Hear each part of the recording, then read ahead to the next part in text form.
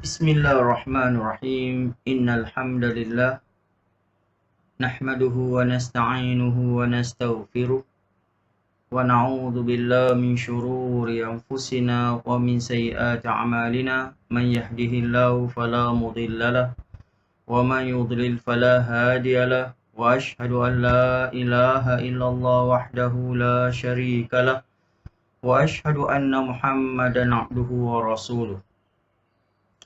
Rabbi shrah li sadri wa yassir li amri wahlul 'uqdatam min lisani yafqahu qawli.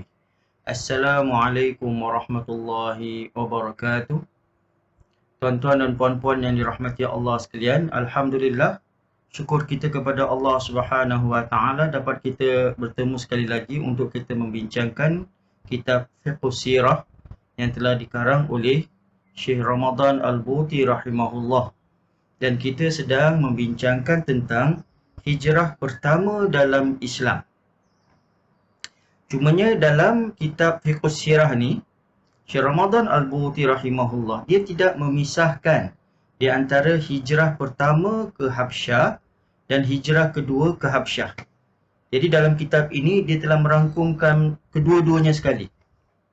Dan kalau kita membaca kitab ini, mungkin kita salah faham, kita akan tersilap kerana kita akan menyangka bahawa hijrah ni hanya berlaku sekali saja, iaitu hijrah ke Habsyah. Sebenarnya ulama-ulama tarikh, ulama-ulama sejarah telah memisahkan dua hijrah ke Habsyah.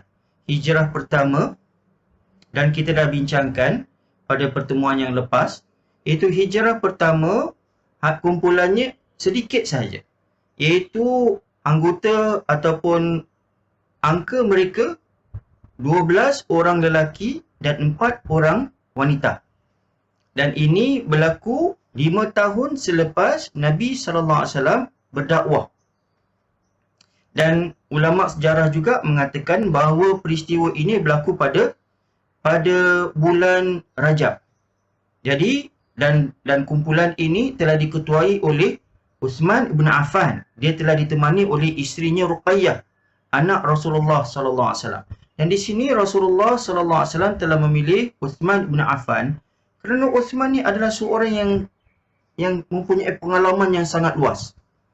Dia mempunyai perniagaan di merata tempat. Seperti mana yang kita tahu, latar belakang orang-orang Quraisy, mereka ni mempunyai perniagaan di tempat-tempat di negara-negara keliling Jazirah Arab ataupun Kepulauan Arab.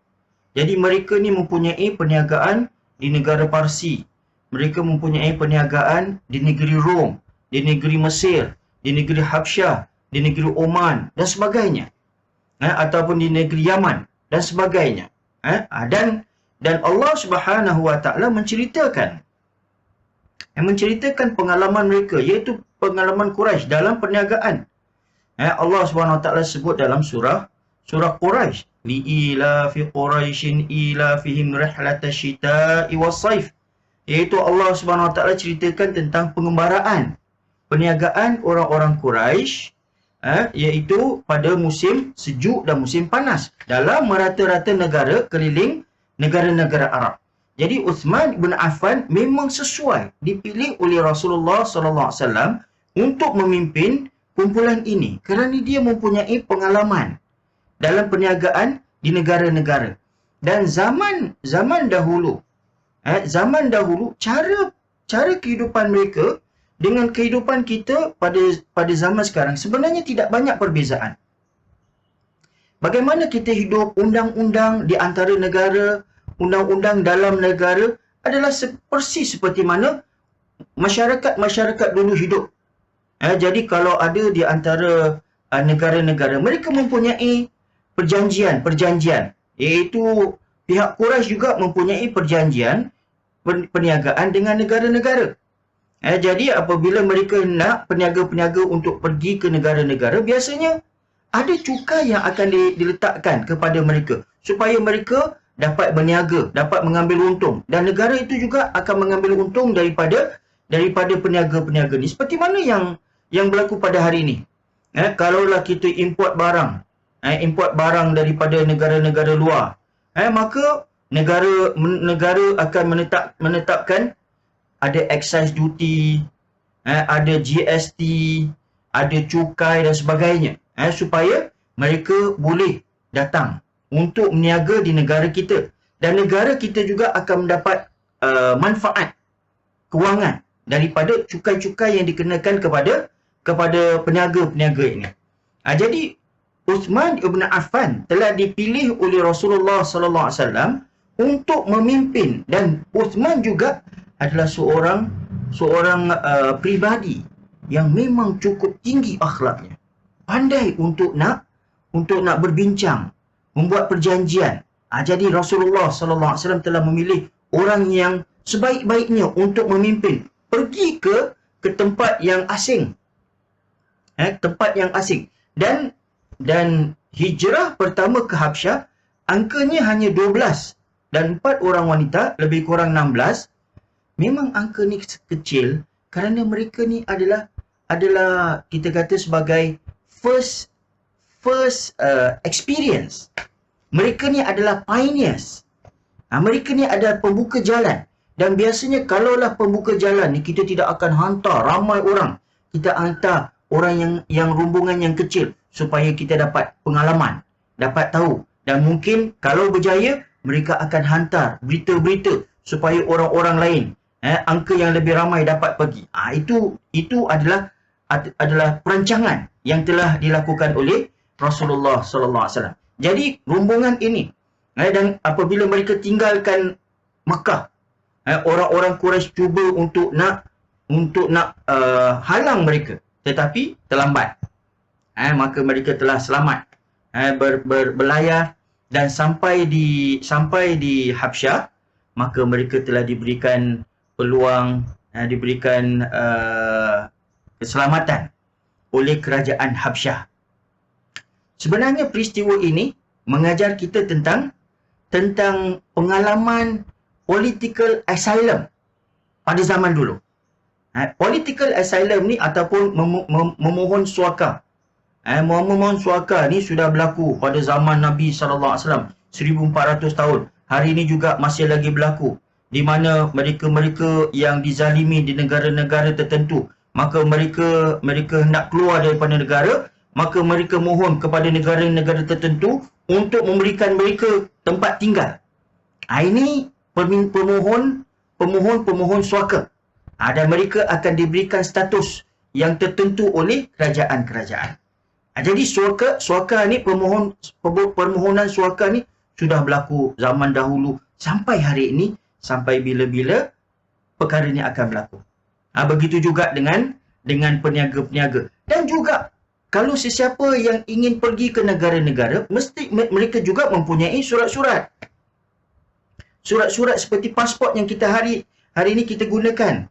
Kerana bagi sesiapa yang ingin masuk ke negara lain, sudah pasti negara itu akan memastikan keselamatan negara. Siapa-siapa yang masuk kerana takut musuh-musuh, pengintip-pengintip boleh masuk dalam negara dan akan mengancam keamanan negara. Jadi kalau mereka nak masuk pun memerlukan surat-surat tertentu untuk mendapatkan kebenaran negara itu untuk masuk, sama ada untuk meniaga, untuk ziarah, untuk duduk, ataupun untuk memohon suaka. Ini berlaku pada zaman kita.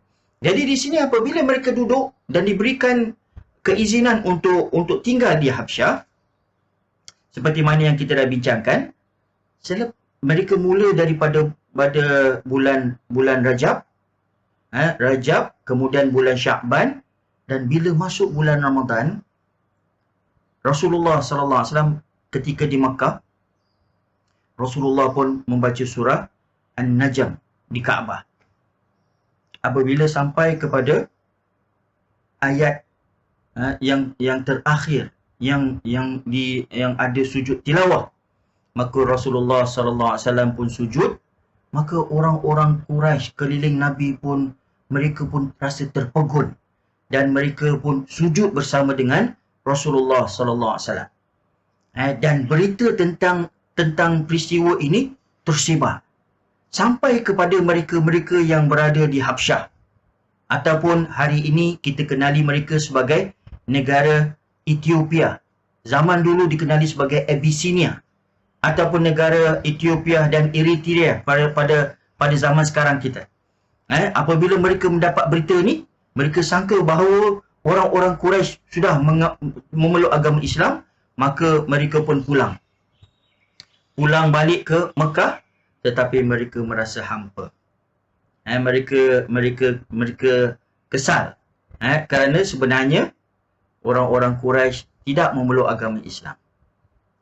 Jadi mereka balik ke Mekah, dan pada tahun kemudiannya, tahun hadapan, maka mereka telah membuat perancangan, orang-orang Islam membuat perancangan yang kedua untuk menghantar rombongan yang lebih besar, kerana pengalaman, mereka sudah mempunyai pengalaman bahawa Raja Najasyi, ataupun nama dia Ashamah ibn Abhar ataupun Ashamah ibn Abjur. Nama Najasyi ni mempunyai khilaf di antara ulama-ulama sejarah. Mereka dapati bahawa dia ni adalah seorang raja yang adil, raja yang baik, dapat terima orang-orang luar untuk tinggal di negara dia. Jadi pada hijrah yang kedua berlaku pada tahun kemudiannya. Maka Rasulullah sallallahu alaihi wasallam dalam peristiwa perjanjian ataupun hijrah yang kedua ke Habsyah, maka angka mereka adalah lebih kurang 83 lelaki dan 18 wanita. Dan mereka pergi ke Habsyah mengikut rombongan-rombongan. Bukan sekali lepuk 83 pergi ke Habsyah, tetapi mereka telah dipecahkan kepada kumpulan-kumpulan supaya angka mereka lebih selamat. Jadi di sini Syekh Ramadan Al-Buti rahimahullah, dia kumpulkan sekali peristiwa ini dalam satu peristiwa yang dikenali sebagai hijrah pertama dalam Islam. Jadi kita kena bezakan. Ada sebenarnya dua peristiwa hijrah.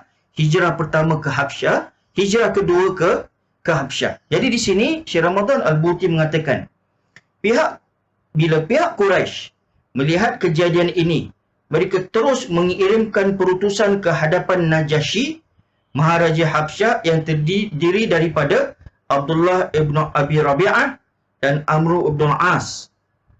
Perutusan ini membawa cenderamata yang banyak kepada Maharaja sendiri, pengiring dan ahli agamanya, dengan harapan yang Najasyi akan menghalau semua orang Islam dari Habsyah dan menyerah kembali mereka kepada seteru Islam, iaitu puak Quraisy.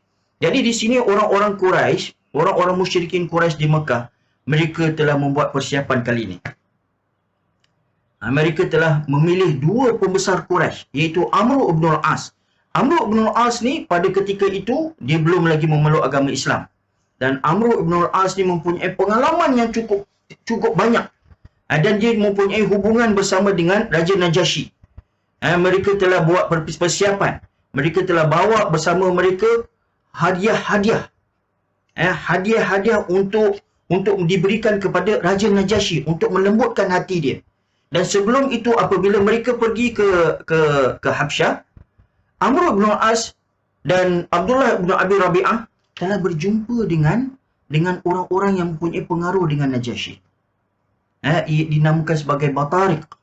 Batarik ni adalah ulama-ulama Kristian ataupun bishop-bishop mereka, ketua-ketua kumpulan-kumpulan Kristian.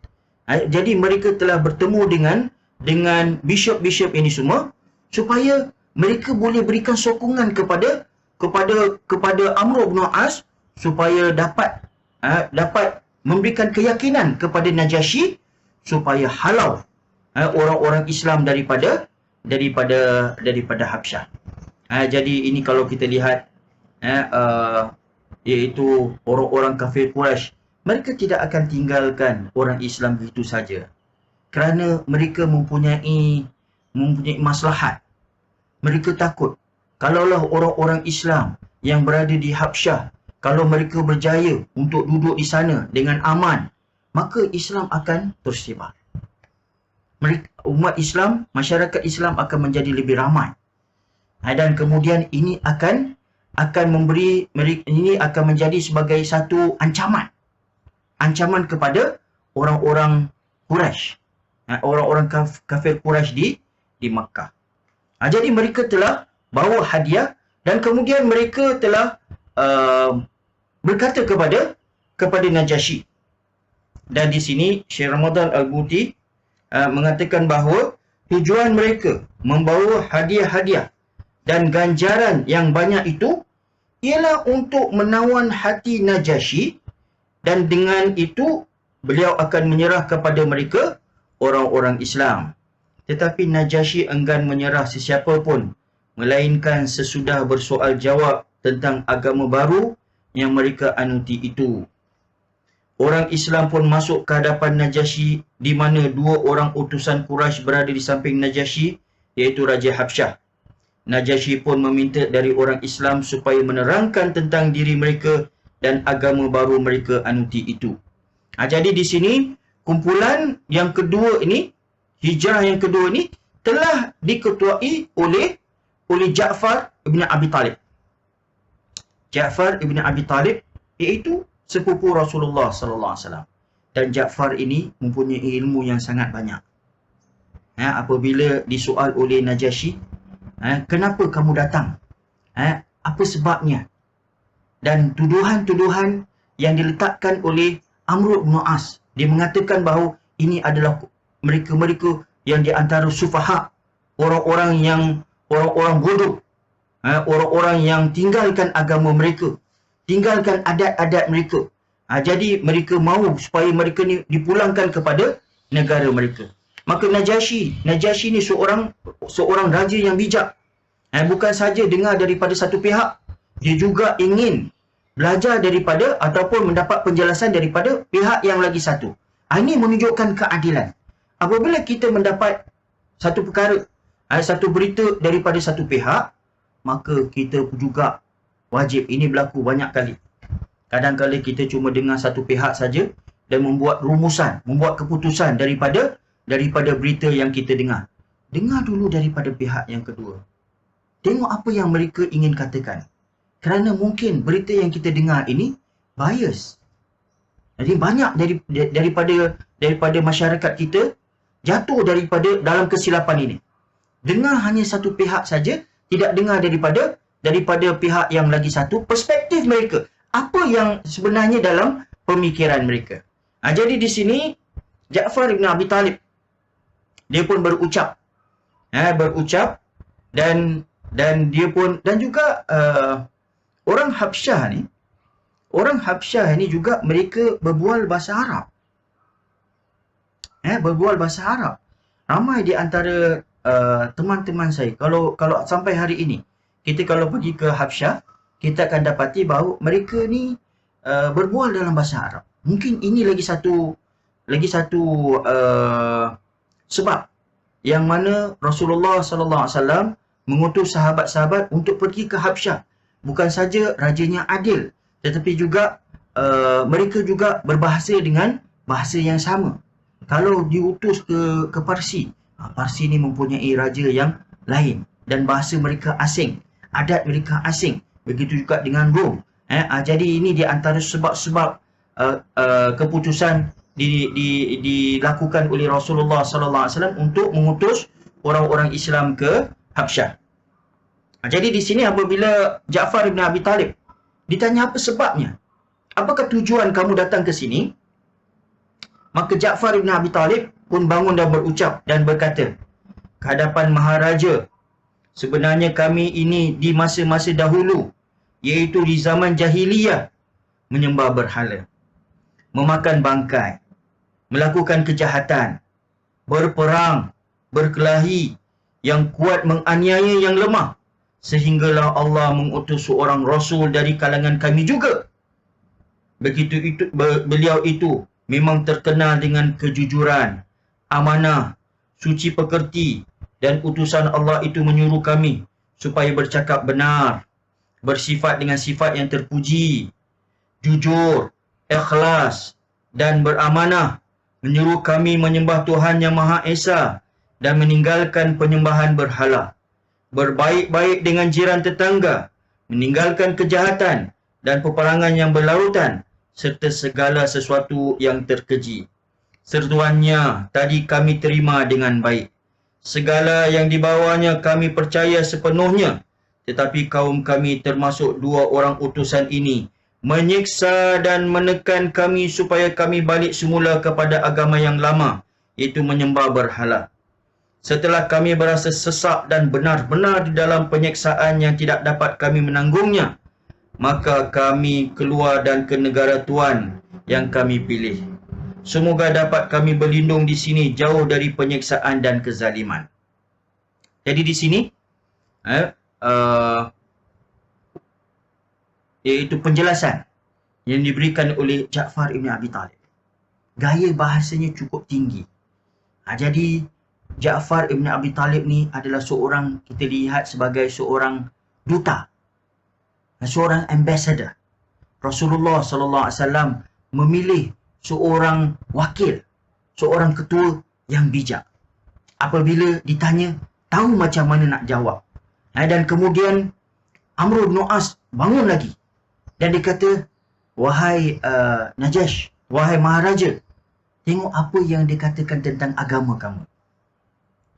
Seolah-olah ingin menyucuk untuk mencari sebab supaya Najashi halau mereka. Jadi di sini apabila Najashi tanya lagi, apakah apa yang kamu katakan tentang agama ataupun agama kamu, ataupun adakah kamu menyangkal tentang agama kamu bersama dengan agama kami? Maka ulama-ulama tarikh mengatakan bahawa Ja'far ibn Abi Talib membaca surah Maryam. Membaca surah Maryam daripada ayat pertama. Di sini Ja'far ibn Abi Talib juga menghafal, mempunyai ilmu yang sangat tinggi tentang Al-Quran. Jadi Ja'far hanya membaca surah Al-Quran saja daripada surah Maryam, daripada ayat pertama, yang mana Allah Subhanahu wa taala berfirman, Kaf ha ya ain sad, zikru rahmati rabbika abduhu Zakaria idh nada rabbahu nidaan khafiyah. Jadi daripada ayat pertama dia baca sampai ayat yang ke-19. Maka di sini pada ayat yang terakhir ini, maka Najashi apabila dia mendengar yang dia membaca ayat Al-Quran tadi, dia faham. Dan ulama-ulama Kristian, bishop-bishop yang berada di keliling dia juga faham isi kandungan Al-Quran. Maka Najashi dikatakan sebagai menangis, sehingga kan janggut dia basah dengan tangisan dia. Dan juga ulama-ulama Kristian, apabila mereka mendengar penjelasan daripada ayat tadi, mereka juga menangis. Dan kemudian Najashi mengatakan bahawa kandungan ini tidak berbeza dengan apa yang kami pegang. Ia datang daripada sumber yang sama. Agama Nasrani dengan agama Islam tidak mempunyai perbezaan yang banyak. Iaitu datang daripada sumber yang sama, iaitu daripada Allah Subhanahu wa taala. Jadi selepas itu Najashi pun membenarkan orang-orang Islam supaya tinggalkan istana dan teruskan kehidupan mereka. Tetapi di sini wakil daripada Quraisy, Amr bin As, dengan kebijaksanaannya tidak merasa puas. Dia ingin cari helah lain untuk menyebabkan Najashi menghalau orang-orang Islam daripada Habsyah. Ini kita akan bincangkan dalam pertemuan kita minggu depan, insya-Allah. Apakah hasutan-hasutan seterusnya yang telah dilakukan oleh Amr bin As? Dia ni seorang yang bijak. Amr bin As apabila dia masuk agama Islam, dia telah menjadi panglima tentera, panglima perang pada zaman Khalifah Umar bin Khattab. Dan Umar bin Khattab telah mengatakan bahawa dia ni memang tidak layak untuk menjadi selain daripada pemimpin. Dia ni adalah seorang yang mempunyai kewibawaan yang sangat-sangat tinggi. Jadi Amr bin As datangkan lagi satu helah untuk menghasut Najashi supaya halau orang-orang Islam daripada Habsyah. Jadi sampai kita bertemu sekali lagi dalam perbincangan kita penghijrahan orang-orang Islam ke Habsyah. Mudah-mudahan Allah Subhanahu Wa Taala kurniakan kita kesihatan yang baik. Mudah-mudahan Allah Subhanahu Wa Taala terima doa-doa yang kita lakukan, kita amalkan dalam bulan Ramadan yang penuh rahmah, penuh maghfirah, dan juga mudah-mudahan Allah Subhanahu Wa Taala golongkan kita di kalangan mereka-mereka yang dirahmati dan diridai. Amin ya rabbal alamin. Sehingga kita bertemu lagi. Wabillahi taufiq wal hidayah. Wassalamualaikum warahmatullahi wabarakatuh.